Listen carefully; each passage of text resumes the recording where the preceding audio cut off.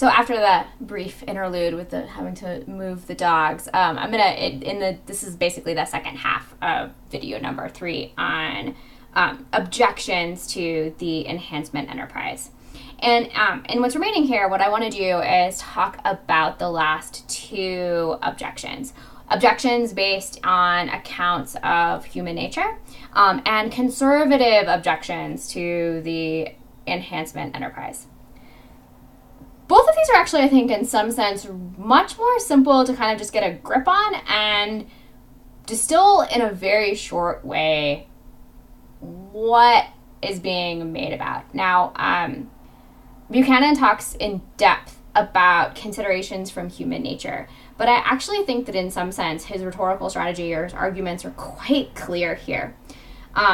So the worry about biotechnical or biomedical enhancements with respect to human nature is that in some sense, especially if enough people are undertaking the enterprise or choosing to have different kinds of biomedical enhancements, the worry is that we have somehow managed to alter human nature, that we have changed what we are, and that in some sense that's deeply problematic. One of the ways that I think Buchanan wants to approach this, or that is sort of working in the background, is to again harken back to this idea that like we're taking the long view of human development.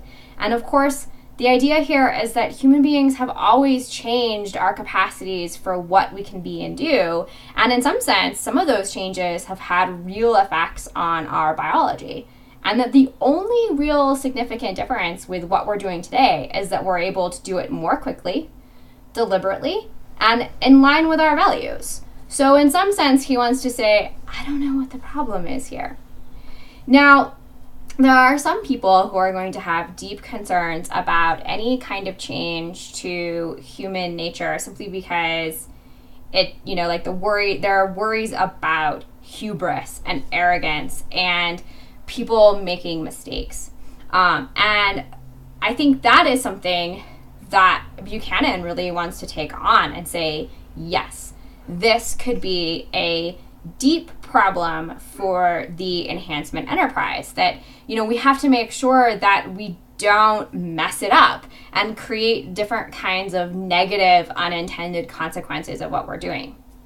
But if we're just thinking about, is there a problem in changing our nature, Buchanan wants to say that we, should have a very scientifically informed account of human nature, and that if we have that, it turns out that, there are great things about human beings. There are some not great things about human beings. And that if what we're trying to do is make ourselves better, it's not really clear that it would be problematic to change our nature. Another reason that you might worry about changing human nature is that you might have this view wherein whatever is good for something is good for them in virtue of their nature or what it is. This is kind of hearkening back again to our discussion of virtue ethics and just sort of different kinds of eudaimonism. I think we can get a grip on this, like even just thinking about my dog who's usefully walking in and out. Right? What's good for my dog? Well, my dog likes walks. My dog likes to lay in the sunshine and chew on bones. And the reason that those things are good for her is because she's a dog. And if her nature were different, like if she were a different kind of a thing, then what's good for her would also be different. And so the worry is that if you radically change our natures, then in some sense there's this deep question of, well, how do we even know what's good for us anymore? Like how do we engage in these kinds of processes of like figuring out what we ought to do or different kinds of questions like that? And what Buchanan wants to say is like, well, you could still hold on to that connection, and the idea is that you just have to think carefully about how you're changing people and what kind of a thing they are now, right? That one, we wouldn't want to go down paths that we didn't want to, and two, that we can reflect carefully on the ways in which people have changed, and in which case we just have different things that might be good for us. And in some sense, Buchanan sees nothing problematic about that. That, like, if you want to retain that connection, that's fine, but he doesn't see that there would be any potential worry about changing our fundamental, like, the nature of what it is to be a human being. Now, there are certainly going to be other kinds of considerations that might arise from that if you have, some people who are different and others who are not. That could create different kinds of problems of justice. But those are going to be issues that we would be talking about next week. So the third objection that Buchanan wants to talk about are these objections that are based in conservatism. I feel like it's always a really difficult thing to teach and talk about this, because I think we have so many associations with the word conservative. So if I say that someone is conservative, I feel in some sense like it's apt to be construed that I'm making a statement about certain kinds of political beliefs. That's not totally wrong, but when Buchanan is talking about objections based in conservatism, he's kind of pointing to a much broader philosophical way of thinking about the world and value and sort of how we should move around in it, that sort of tends to be generally skeptical of progress and change. I mean, they sort of have this sense that, it's not at all obvious that when things change that we are genuinely making progress, if you think of progress in the sense of making things better. And so there's a general sense of, if you're thinking about conservatism as a kind of philosophy, of skepticism and a kind of deep humility about people's ability to affect change. And instead, the idea is that we have a kind of openness and gratitude for the things that we already have and enjoy. Now, one of the things that Buchanan wants to say in response to this, and I find it quite fascinating, is just that in a rapidly changing environment, and in this class we've talked a lot about different kinds of changes due to technology, and I think actually Buchanan wants to bring in some stuff about climate change and other kinds of ways in which our way of being in the world is just subject to a lot of different kinds of external pressures.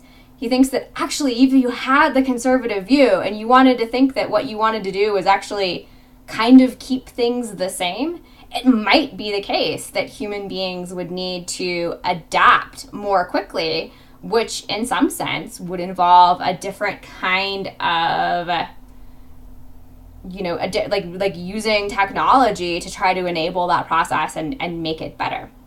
Now, those are the sort of three main objections that he kind of considers, I think, and there are other ones that he also talks about that I think for our purposes are less relevant. What ties all of them together is this sense that, yes, it is possible for something like the enhancement enterprise to go wrong. But it's also possible that there could be a lot of benefits that would come from it. And what our job is to do is not to just sort of say, oh God, that could go wrong, we're not going to do anything about it, but to try to responsibly and in reasonable and reflective ways think about the best ways to bring about our values, to sort of think about what we care about and what we want our world to be like. And he thinks that in that sense, like, look, that's just something that we have to constantly be thinking about. And, yes, you could be overly arrogant and mess something up. But if there are other kinds of potential benefits, or there are other risks that there could be risks associated with not doing anything. So for Buchanan, it's always just going to be this sort of process of thinking about what you care about and deciding the best way to get there. And he thinks that there really isn't any knockdown argument where you should just obviously never go there with respect to biotechnical enhancements. And I think that's I feel like it's a very compelling case that it's just like, well, yeah, I mean, you take it on a case-by-case basis, and you let your values guide you, and you make, we let people make choices about it, and, we try to be careful and see what happens.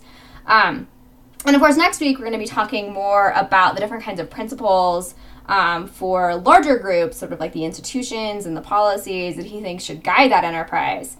But I'm curious sort of what you think about this sort of general practice and approach to thinking about biomedical enhancements or different kinds of biotechnical enhancements.